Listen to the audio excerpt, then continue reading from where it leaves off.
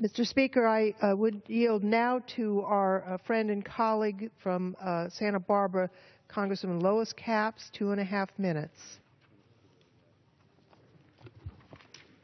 I thank our Dean of the California delegation for yielding me time.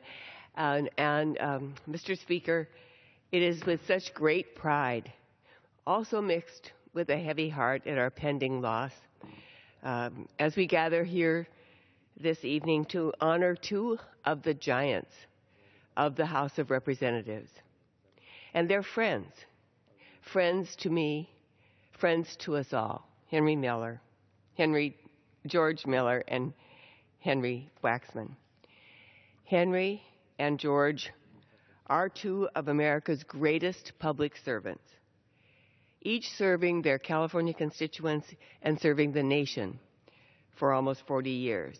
But it's not just their longevity that makes them so notable. They have been incredibly effective.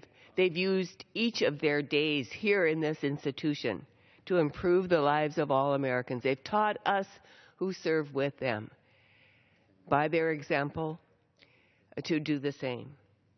They've made their footprint, their imprint on this place indelible for all ages, because they have focused on all Americans and particularly the vulnerable. Each of them have been especially skilled and adept at combining their keen knowledge of how to get things done here on the Hill with their ability to dive deep into policy and to see how average Americans, everyday Americans, are affected back home in their districts, but all Americans. When you look at any major piece of domestic policy over the past 40 years that they've served here, their imprint is felt.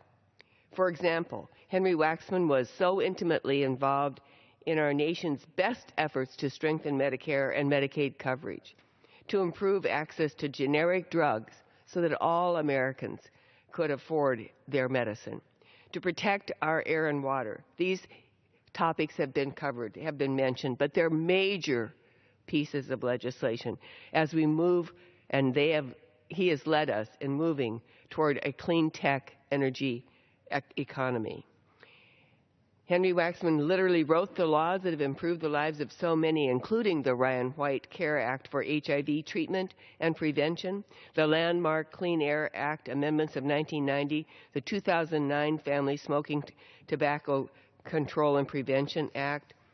Henry, working with you on the Energy and Commerce Committee has been one of the greatest joys that I have experienced here in Congress.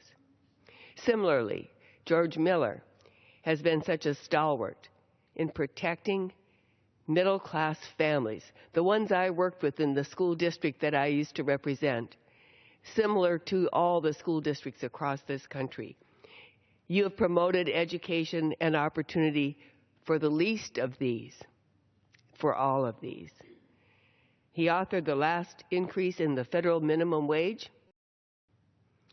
He passed the Lilly Ledbetter Fair Pay Act so that we could address pay discrimination. Imagine what that means to every woman, every family in this country because of this legislation.